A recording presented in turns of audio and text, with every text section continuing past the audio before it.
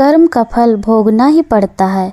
एक राजा था, वह बहुत धर्मात्मा और न्याय करने वाला था और वह भगवान का भी बहुत बड़ा भक्त था। राजा ने ठाकुर श्री का मंदिर बनवाया और एक ब्राह्मण को उसका पुजारी नियुक्त किया। वह ब्राह्मण बहुत ही अच्छा और धर्मात्मा था। वह राजा से कभी कुछ नहीं मांगता था। उसके स्वभाव पर राजा भी बहुत प्रसन्न थे और उसे राज के मंदिर में पूजा करते हुए 2 वर्ष हो गए थे। उसने कभी राजा से किसी प्रकार का कोई प्रश्न नहीं किया। फिर एक बार राजा को एक पुत्र पैदा हुआ। राजा ने उसे पढ़ा लिखा कर बहुत विद्वान बनाया और उसकी शादी एक सुंदर राजकन्या से करा दी। शादी की रात राजकन्या को नींद नहीं आ रही थी। वह इधर उधर घूमने लगी। जब वह अपने पति के पलंग के पास आई तो उसने देखा कि हीरे जवाहरात से जड़ी एक तलवार वहां रखी है। तलवार को मयान से बाहर निकाला तो वह तलवार बिजली के समान चमकने लगी।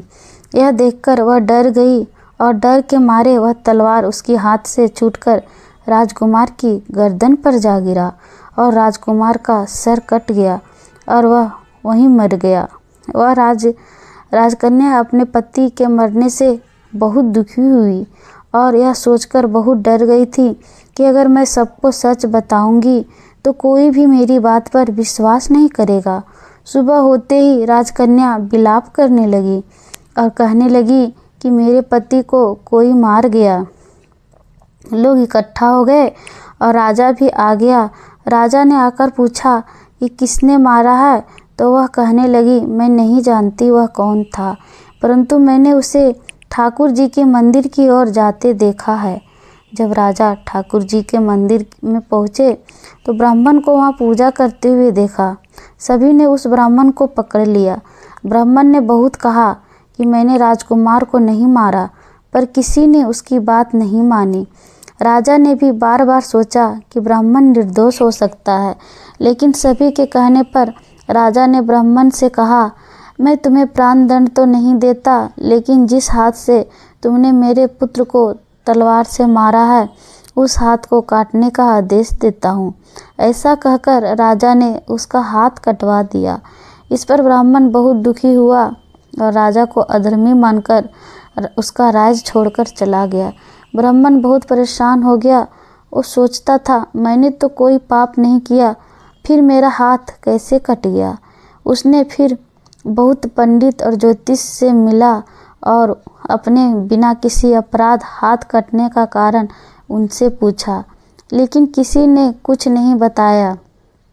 फिर उसे काशी में एक विद्वान ज्योतिष का पता चला और वह ज्योतिष से मिलने उनके घर गया तो वो ज्योतिष वहाँ नहीं थे। उनकी पत्नी उनकी बहुत आलोचना कर रही थी और उन्हें बहुत भला बुरा कह रही थी। घर आने के बाद भी उनकी पत्नी उनका तिरस्कार कर रही थी। ज्योतिषी चुपचाप सुन रहे थे और उन्होंने अपनी स्त्री से कुछ भी नहीं कहा और बाद में वो अपने गद्दी पर जाकर बैठ गए। ब्राह्मण को देखकर ज्योतिषी ने कहा, कहिए ब्राह्मण देवता, आपका कैसे आना हुआ? तो ब्राह्मण ने कहा, आया तो अपने बारे में पूछने था, लेकिन पहले आप अपना हाल बताइए कि आपकी पत्नी अपने जुबान से आपका इतना तिरस्कार क्यों करती है। तब ज्योतिषी ने कहा, यह मेरी स्त्री नहीं, मेरा कर्म है। दुनिया में हम जिसे भी देखते हैं, भाई हो, पुत्र, शिष्य, पिता, कोई भी संबंधी, वह सब हमारा अपना ही कर्म है, अपना किया हुआ। कोई भी कर्म शुभ हो अशुभ हो हमें भोगना ही पड़ता है, इसलिए मैं अपने कर्मों को खुशी से भोग रहा हूँ। ब्राह्मण ने पूछा, आपने ऐसा क्या कर्म किए थे? तो ज्योतिषी ने कहा, पिछले जन्म में मैं एक कौवा था और आज जो मेरी पत्नी है वह एक गधी थी। उसके पीठ पर एक फोड़ा हो गया था और वह फोड़े की पीड़ा से बहुत दुखी थी। उस फोड़े में कीड़े पड़ गए थे जिन्हें खाने के लिए मैं इसके फोड़े पर चोंच मारता था, जिसके कारण इसे असहाय दर्द होता था। एक बार इसके पीठ पर चोंच मारते हुए मेरी चोंच इसकी हड्डी में घुस गई और यह दर्द से तड़प उठी। मैंने भी चोंच निकालने की बहुत कोशिश की, परंतु वह अटक गई और नहीं निकल सकी। इसने सोचा कि पानी में मैं अपनी चोंच निकाल लूँगा, और ऐसा सोचकर इसने गंगा नदी में प्रवेश कर दिया। गंगा का प्रभाव तेज होने के कारण हम दोनों बह गए और मर गए।